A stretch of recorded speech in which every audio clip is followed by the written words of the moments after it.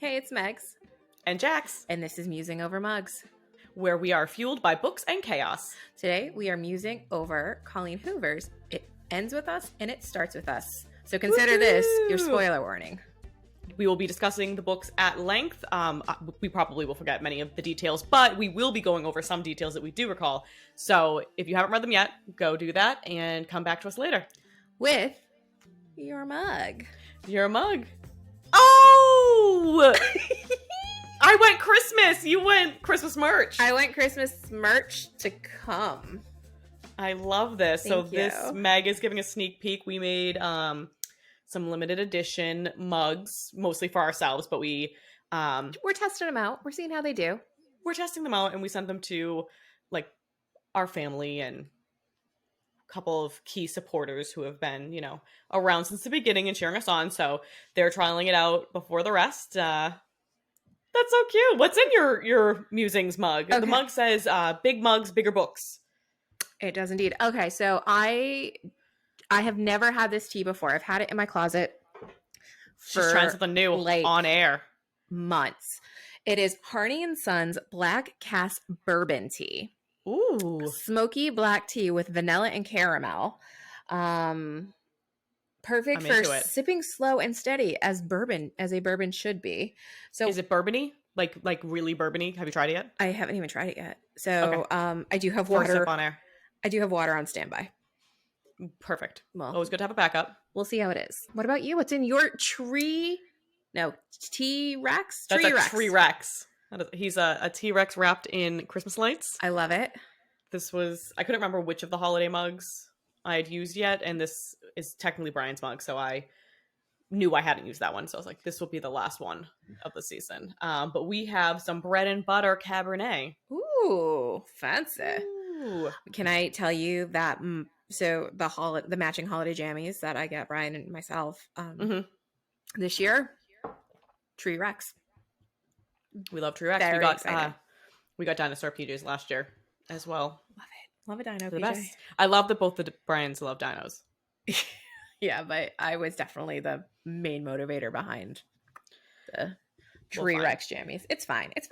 We love it. Also, if you're watching on our YouTube or you're seeing this clip on Instagram, you'll notice we're also in matching shirts. We are. We wish you a Merry Smutmas. And a spicy new year. Woo!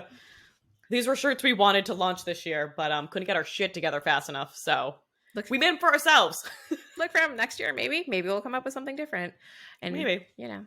Good luck to you on these. That's really mean. I'm sorry. Never sorry. So Coho.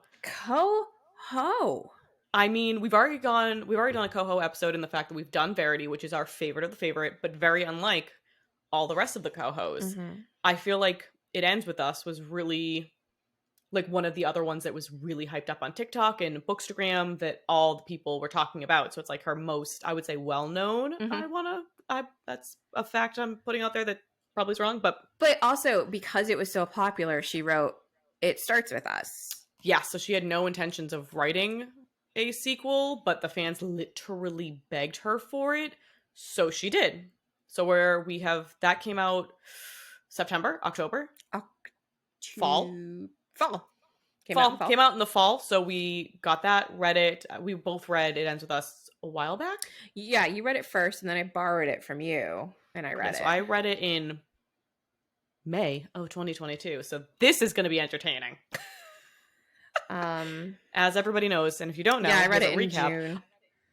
I don't remember shit 2 seconds after I finish the book. Once I write the review, I have to write the review the second the book is done, and unless it has become my entire personality, I won't remember all the details. So this is gonna be fun. I do enjoy that. What is this one? I think I got it. Do you see that? No. I have one piece of glitter on my forehead. Oh my god! Now I see it. It's fine. It's the season to sparkle. I don't sweat, I glisten. There you go. Welcome to the chaos part. Always. So I very much enjoy your Goodreads review. That is under a spoiler warning, and you start it. I'm going to try to write this review without any spoilers. Yes, I tried. I appreciate it. Because, so, there's some debate on this, I think, across the Bookstagram world about content warnings and should folks know going into things. I went into this book having absolutely no idea what it was about, had no idea it involved an abusive relationship, had not a clue. I preferred it that way.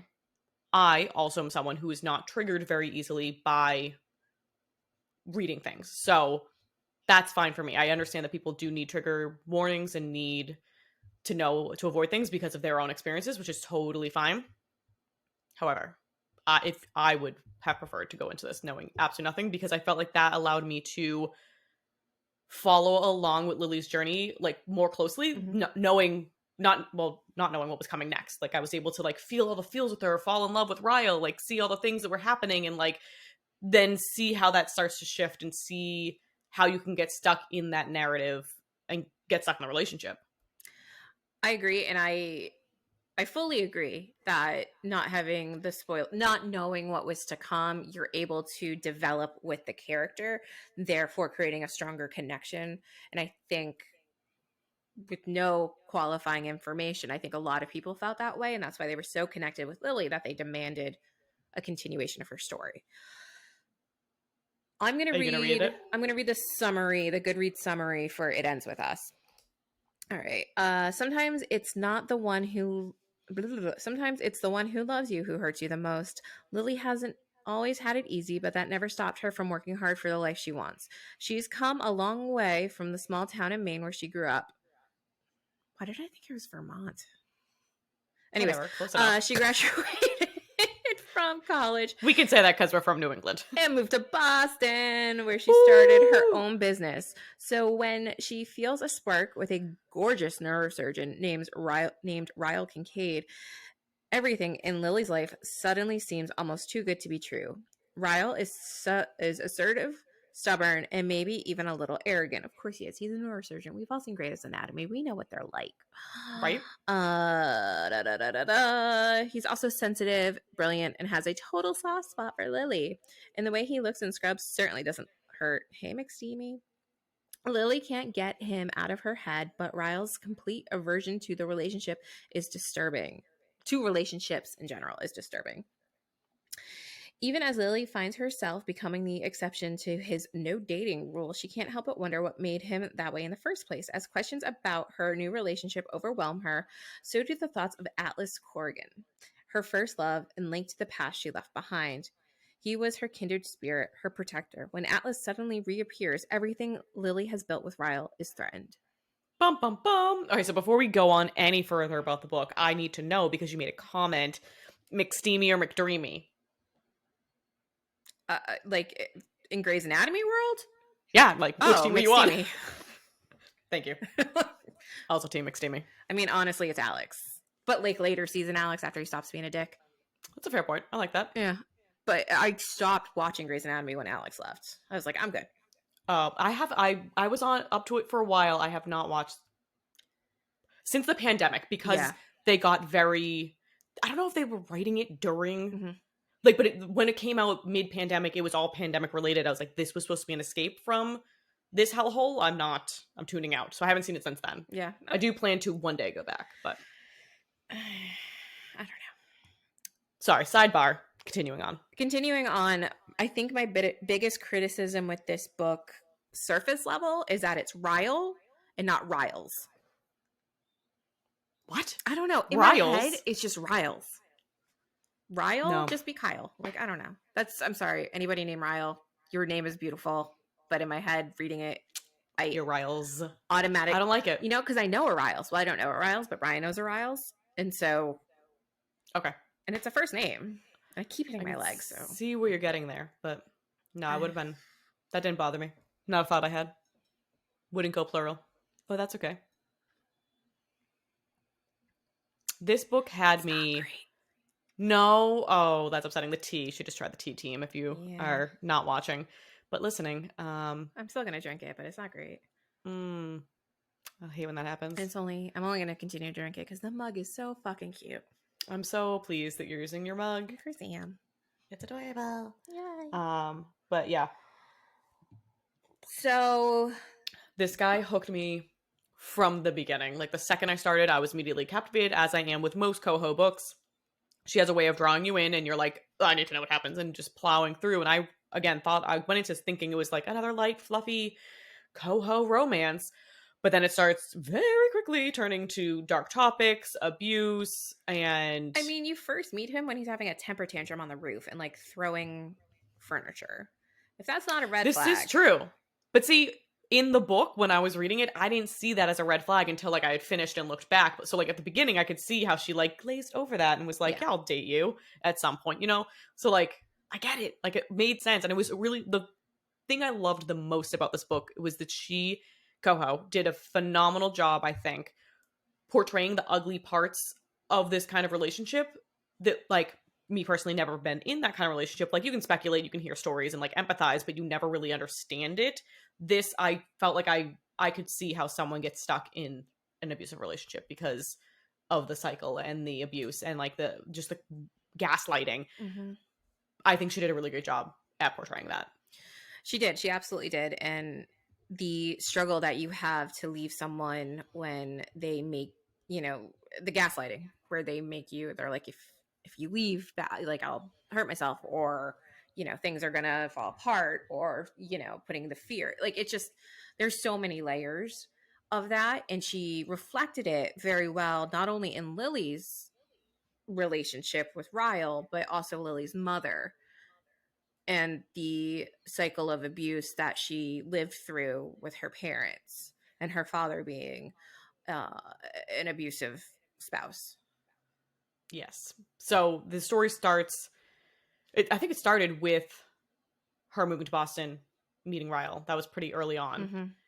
And then we start to get flashbacks. She had lived in Boston. I don't remember why she was on that particular roof, but she had just come back from her father's funeral.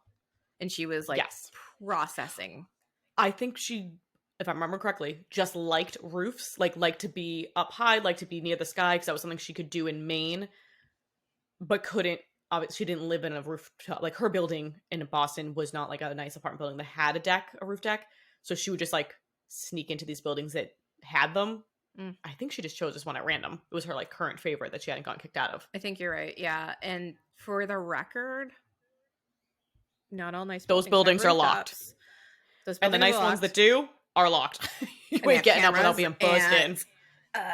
Not all the nice ones have roofs, and not all the roofs are open or easily snuck into. But let's true. Not we're get gonna lost in facts. Glaze over. It's fine. But so she, when she was a child, as Max was saying, her parents were in an abusive relationship. Her father was abusive. She saw it with her mother, a little bit towards her, definitely towards Atlas at the end of that situation. But so she would cope with that by writing letters to Ellen DeGeneres, which I thought was absolutely hysterical. I don't know why that was the coping tool, but because it's ridiculous. Hysterical. Definitely probably wouldn't be Ellen at this point. If she was going to rewrite it, maybe Kelly Clarkson. Love Kelly. Love Drew Kelly. Barrymore. Her show is wonderful. Kelly Ripa on our TVs forever. Jennifer Hudson. Does she have a talk show? Yeah. Oh, I didn't know that. Yeah, I'm here for Jennifer Hudson. Whoopi Goldberg. Yeah. Just put her on The View. Yeah. Call it a day. Anybody. Put her on The View. But so yeah, she would write. I feel like it was Ellen because her mantra was just keep swimming from Finding Nemo. So then she wrote to Dory. Mm-hmm. So I guess there was a reason behind it, but still. Yeah. Any hoosers. We find out clips of her past with Atlas through those journal entries as she's kind of reliving them as an adult. Mm-hmm. And Atlas also came from a pretty shit childhood. You learn more about his childhood, and it starts with us, but from what we know, and it ends with us, is that he is on his own. He's a senior in high school. He is homeless. So there is an abandoned house behind Lily's that he is squatting in. Lily sees him one day. They're taking the bus together. She starts like giving him food. He comes in after school before her parents get home to shower, watch Ellen, get something to eat. At some point, he starts staying over. I think he started staying over when he I feel like he hadn't come to school, so she went to check on him. He was the flu. Violently ill. Yeah. And so she was like, you need to be inside a warm house, and like snuck him in her bedroom, gave him blankets, and like took care of him. Mm-hmm. And that's when feelings started developing. God, the feels. Young love. It was adorable. No, it was. Gross love. But yeah, that ends up, the clip of the dad that we really get to see is at one point, this is many moons into their kind of weird relationship. I'm using air quotes on weird, like that was how the townspeople had different. mocked her because of it. But he had stayed over, and they had sex. She'd lost her virginity. It was a wonderful moment for her. And then the dad came in.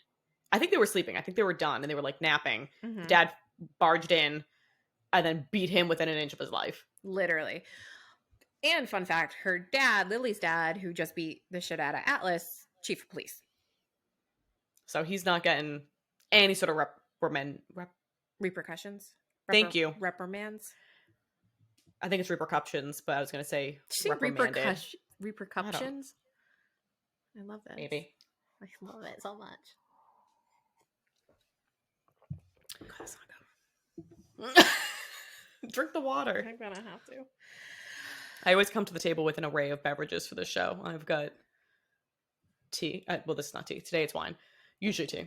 Sometimes both. Water in the sparkliest of cups. I love and that. And then Polar Seltzer, because we love Polar. The best. We do love Sponsor us, Polar. Please. Pretty please. Pretty please. We love you. Pretty I literally buy you out of every supermarket I go to. There you go. But yeah. So that was their relationship. So she starts, basically Now I'm calling him Kyle. Ryle had a no dating rule because he was so driven and dedicated to his career that nothing was coming in the way of that. He's like, I don't want to just be a neurosurgeon. I want to be the best fucking neurosurgeon. Like, I'm here to be the best of the best, and no one's derailing me from that mission. Cool. They depart the roof. He can't stop thinking about her. So then he like propositions her and is like, I forget how he found her.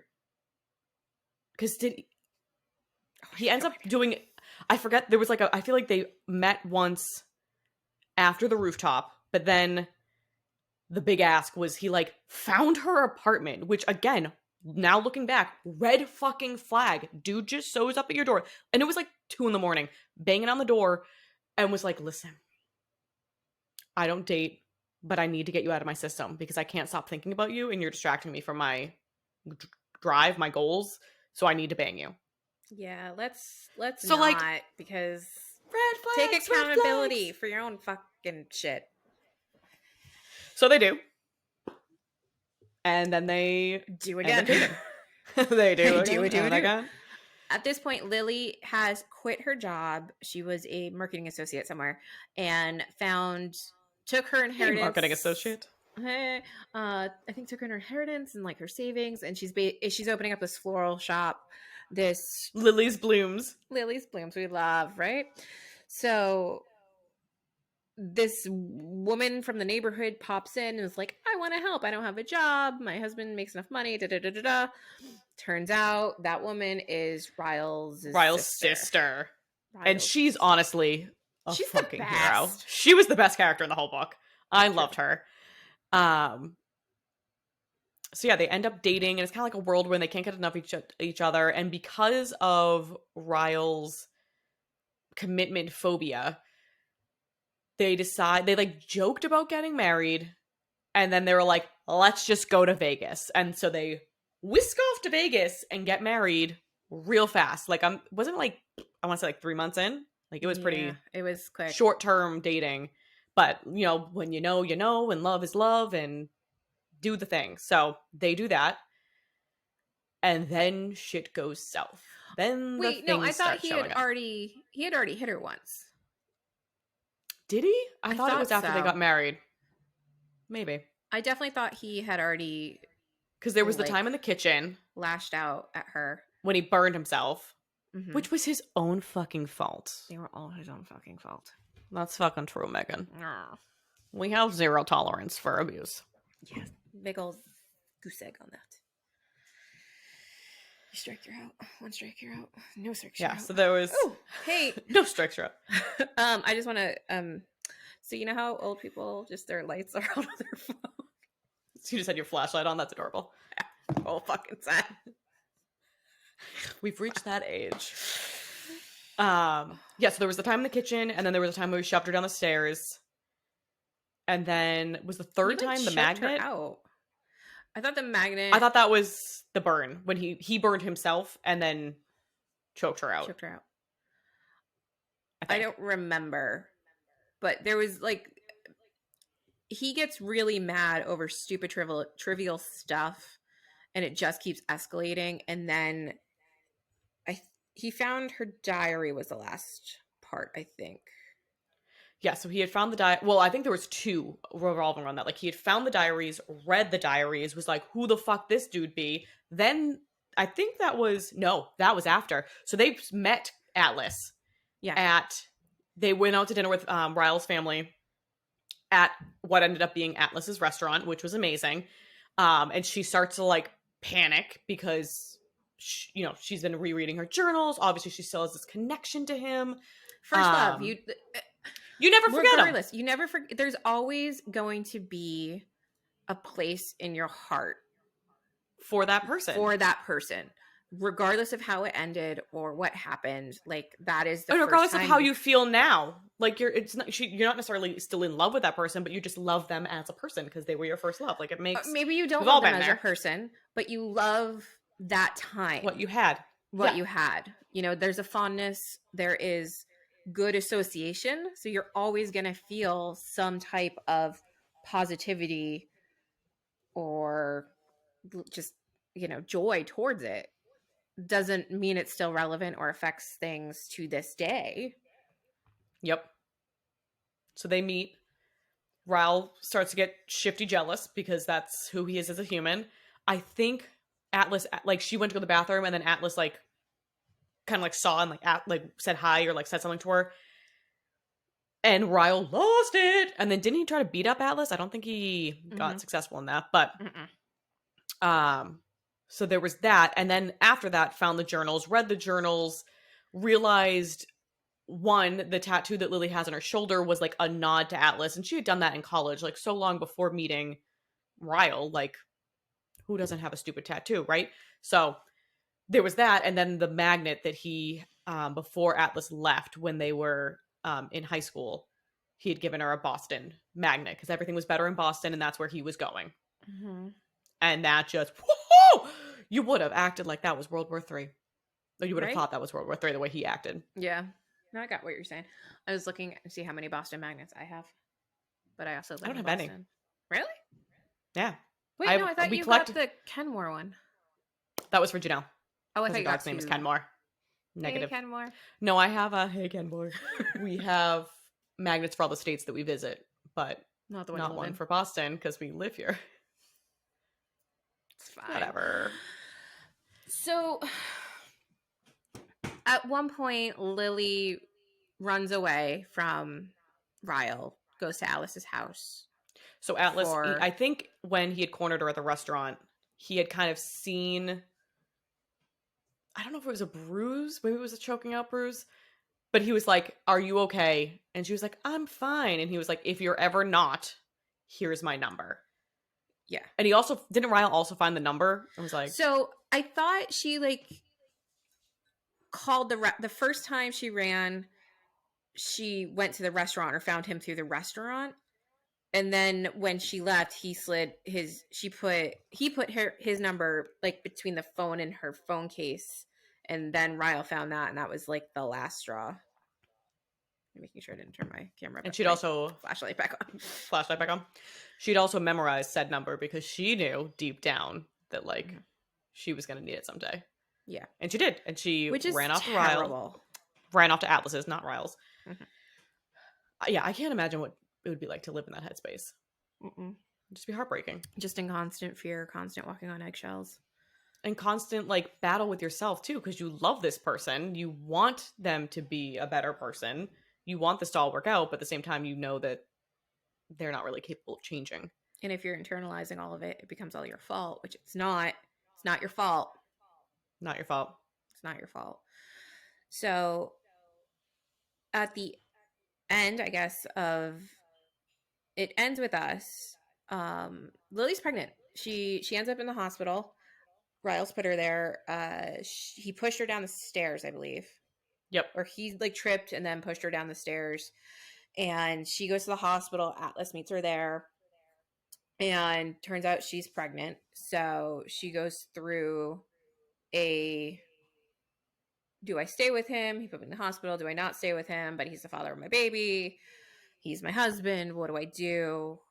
I will always be provided for financially if I stay with him because he's this hotshot neurosurgeon. But also, do I want to repeat the pattern of behavior that I saw growing up? Do I want my child to be continuing this pattern of behavior? So they go back and forth for the 9 months, 8 months. I don't remember how far along she was when she found out she was pregnant.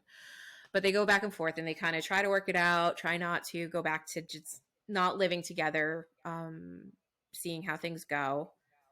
And then the baby's born. And the baby is born, and she looks at that baby and she said, Ryle, I want a fucking divorce. Amen. And the book ends with that. She gives birth. She's like, I want a divorce. It ends with us. We are breaking the cycle of abuse. It ends here.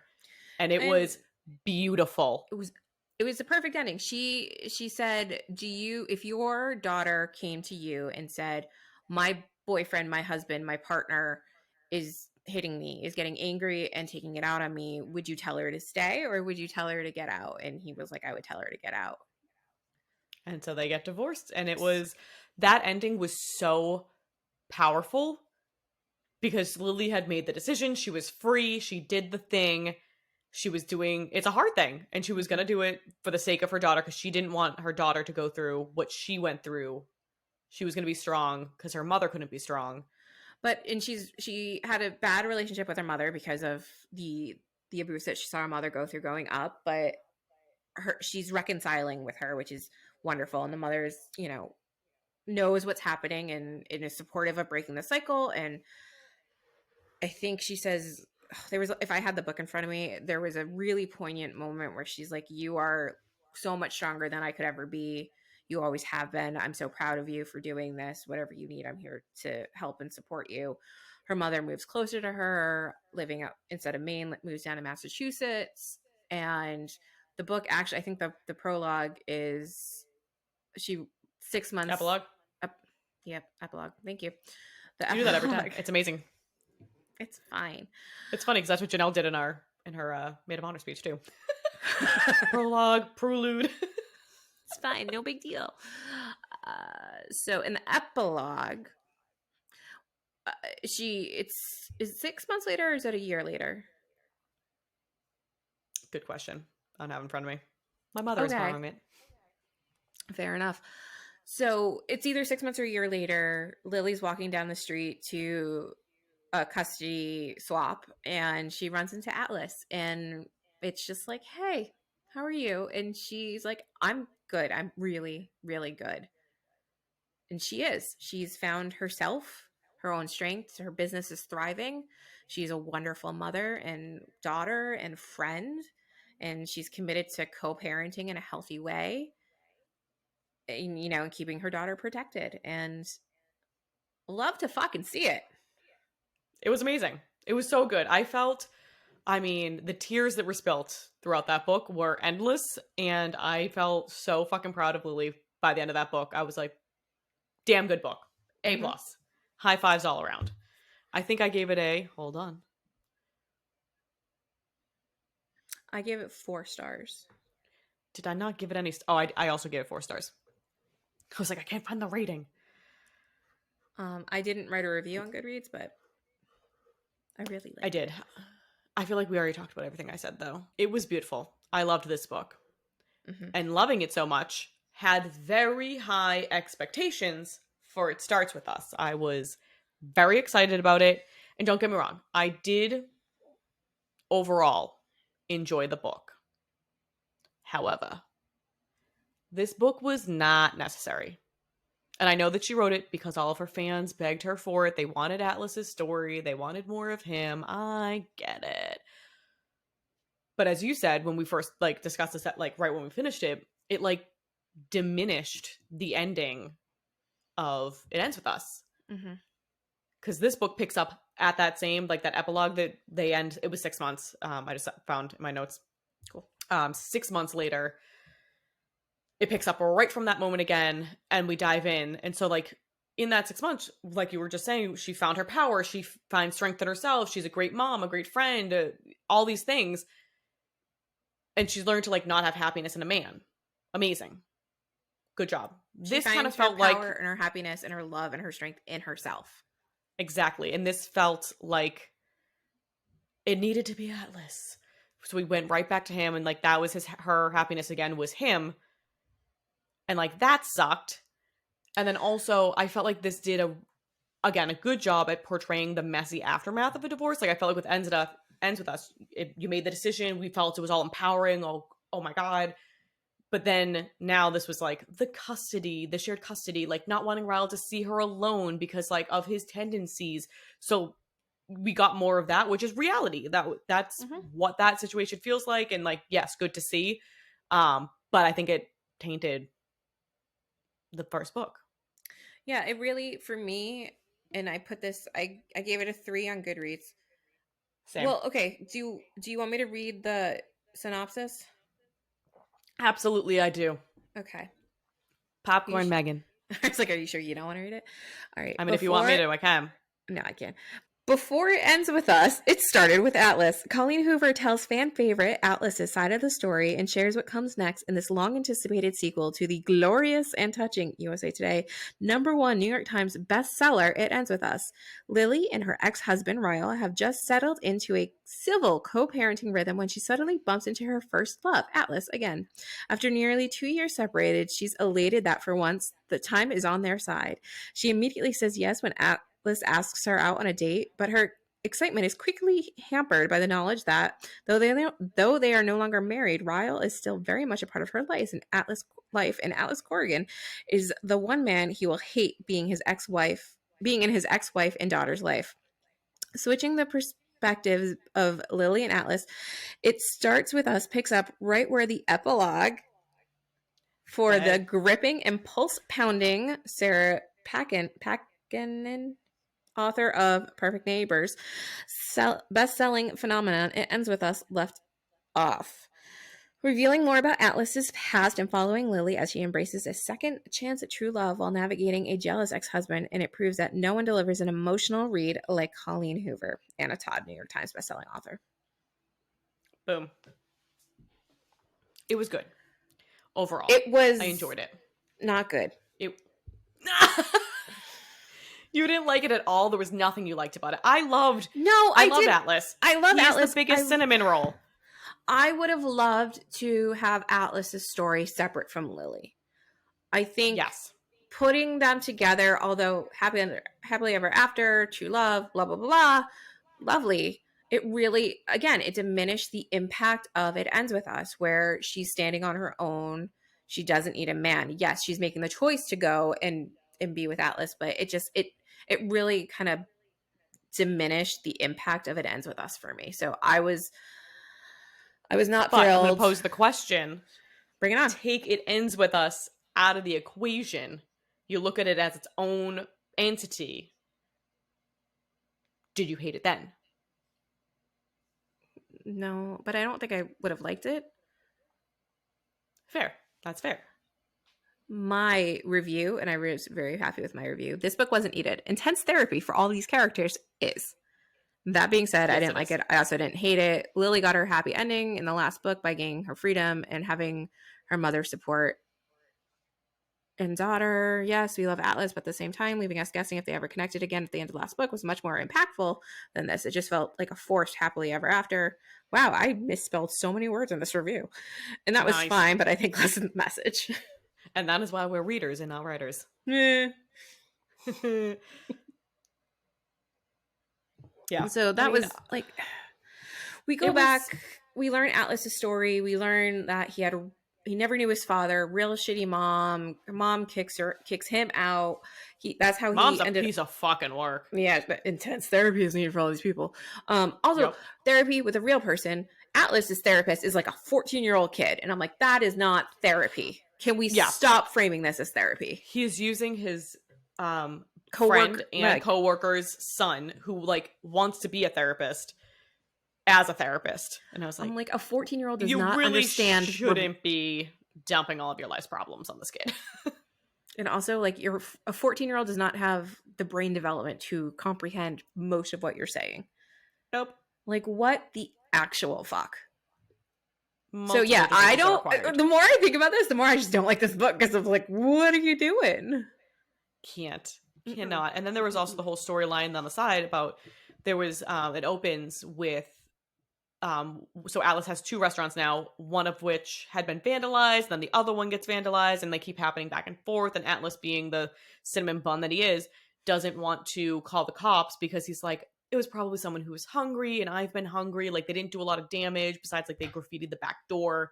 So like, let's just see what happens again, and kind of like not set up a trap, but like he kind of watches to see what happens. And long story short, it ends up being his long unknown brother, Half brother. So his mom, when she kicked him out of the house, was apparently pregnant with stepdaddy's baby. And this kid hates Atlas because he thinks he's been abandoned by Atlas, who left him with the shitty ass mother. Meanwhile, Atlas had no idea this kid existed, and then he takes him in, and then he ends up adopting him. Pretty much I don't think it was like actual adoption, but it was He becomes his guardian. He doesn't. Yeah, he has the mom sign over rights and was like, you can be in his life. We will have family dinner. I don't want to take him from you, but you are clearly not providing the kind of life that this kid needs. So then in the end, they all got like a happily kumbaya. Lily and her daughter, Atlas and his brother are all one big happy family now. Yeah. No. So that was also, I mean, like, I did love Atlas. I do. But I would have loved his story. I would have loved the fact if he, was supportive of Lily and all of that stuff. The whole closet thing in the beginning was very confusing to me. Ryle comes into the flower shop. Atlas is there delivering lunch. Lily shoves him into the closet. He brings her into the closet, and they just like stand there and stare at each other in the dark for 5 minutes. It was very confusing.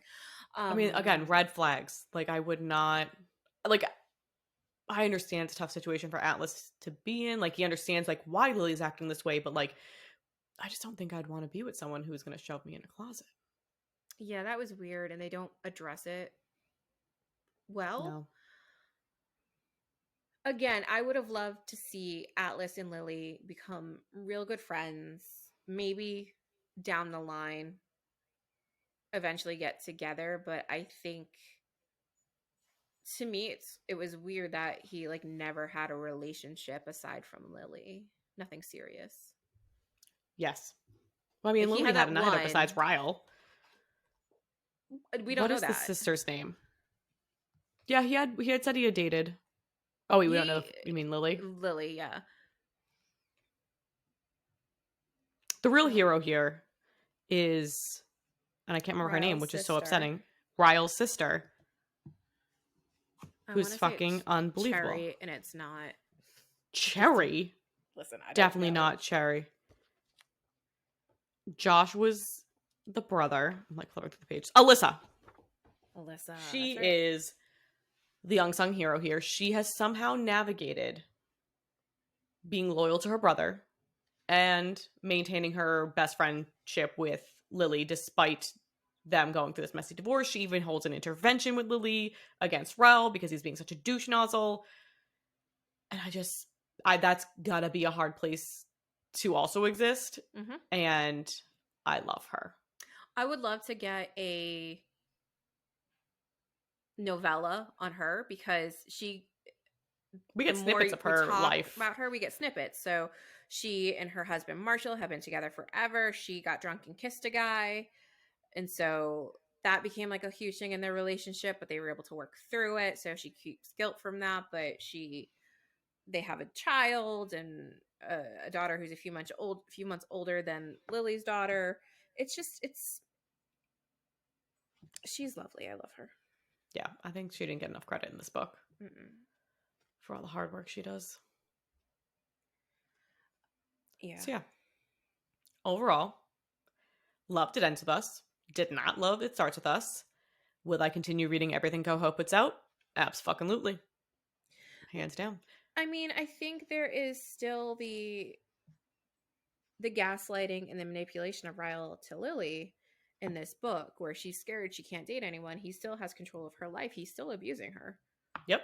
And I feel It doesn't like end. that doesn't get addressed really in it. No, I feel like there was that one moment where she was like, I'm gonna date Atlas and you're not gonna say boo about it. That's that. And I was like, kudos. Hard thing to do. Mm-hmm. However, I don't know that it would have just simply He is gone in away. therapy. I think he's in therapy and anger management classes. She never reported him because she didn't want to derail his career, which, like, Again, no. too kind. Your story is valid. You deserve to be believed. And you need to speak up so that you can protect the next. Though that's not your responsibility. I don't know. You need to protect yourself, too. Yeah, respect yourself. Respect yourself, protect yourself. Protect yourself. Guys. Stand up for yourself. Tea is really... That bourbon. Bourbon tea. It's fine. But yeah, those are our thoughts. We were in agreement. Did we do a review on this? Like with an official teapot? Don't know. I think we might have done it with It Starts With Us. I'm not sure if we did it for It Ends With Us. I think because you read it so much earlier than I did, I think It Ends With Us was only your review. It Starts With Us, we give it a 3.5 mug. Mm-hmm. And then It Ends With Us.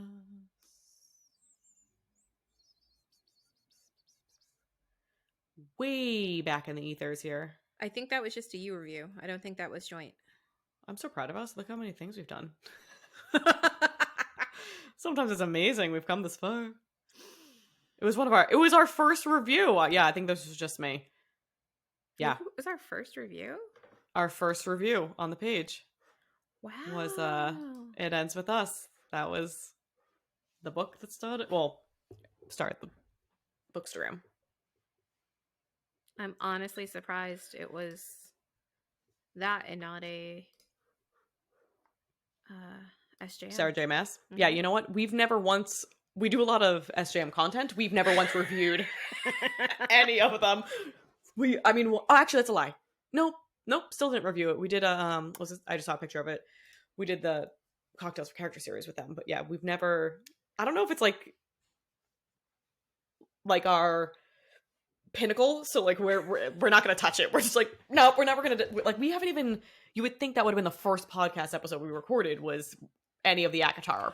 No, you want to know why it wasn't the first one? Because we had too many friends we were getting into it, so we couldn't talk about it and launch a podcast because they wouldn't listen to the podcast because they wouldn't want spoilers. True. But yeah, so we've never done it. I don't know. Megan, Ashley, Amanda, have you finished reading yet? Let us know. Can't wait. But yeah, that is. Which series did you just buy, Amanda? Crescent City? No. Mm-hmm. Yeah. Yeah, I bought her Crescent City 1 and 2. Did you finish that? I did not get live updates. I don't know. She has not given. She just got a puppy. And what kind of puppy? It's just a spud. The cutest fucking. Spud. It's just the cutest fucking puppy. I'll send you photos. I can't wait. Like spud as in potato? But like, yeah. I think like it's a little potato. Dog. Oh, a little nugget. I'm gonna send you a photo, and you're gonna live react on the podcast, and she is gonna fucking kill me. We're gonna have to have her on the podcast at some point. Mm-hmm. Forget interviewing that time authors. I almost we're just gonna like interview our friends. Amanda. That is. Oh my god! Look at that little nugget with a little wiggly face. Oh my god! Oh, she's such a bit weird. Oh, the dog voice comes out immediately anytime you see a small dog. This dog is tiny with that big fucking wrinkle. She is brand fucking new. What is her name? Hakuna Matata Pumbaa. I love this.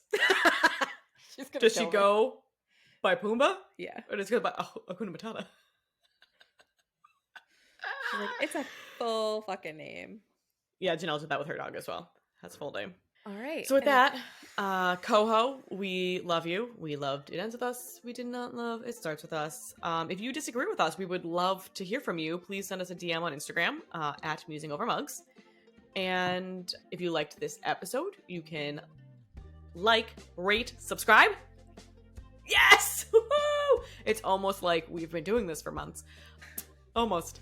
Still can't fucking prep for him, but it's fine. That's fine. We're just winging it. Again, books and chaos is what we're fueled by, so that's what you're getting.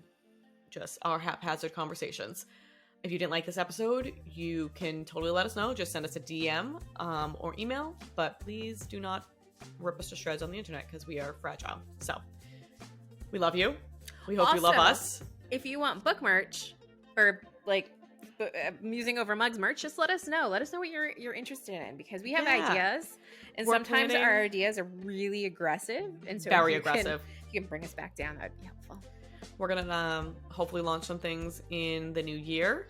This is our last recording as of 2022. We have another episode, I believe, that's coming out next week, but last time we're recording for the year, which is exciting. We're taking a little hiatus. We'll come back for season 2 sometime early next year.